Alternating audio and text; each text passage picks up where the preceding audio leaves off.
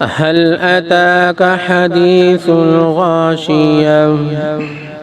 وجوه يومئذ خاشعة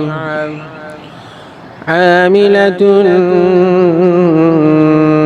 ناصبة تصلى نارا حامية تسقى من عين آنية ليس لهم طعام إلا من ضريع لا يسمن ولا يغني من جوع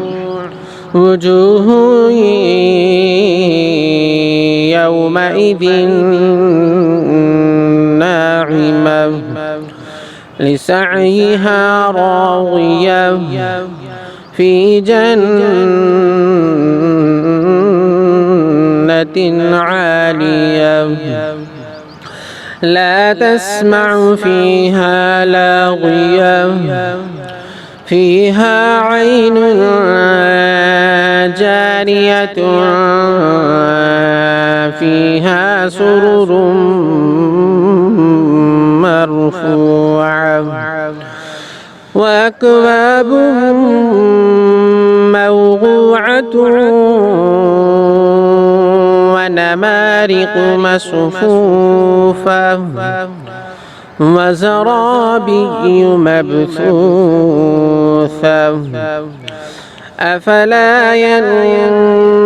ينظرون إلى الإبل كيف خلقت وإلى السماء كيف رفعت وإلى الجبال كيف نصبت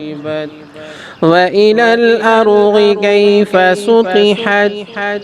فذكر إنما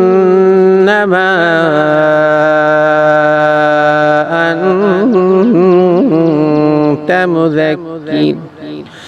لست عليهم بمسيطر إلا من تولى وكفر فيعذبه الله العذاب الأكبر إن إلينا إيابهم ثم إن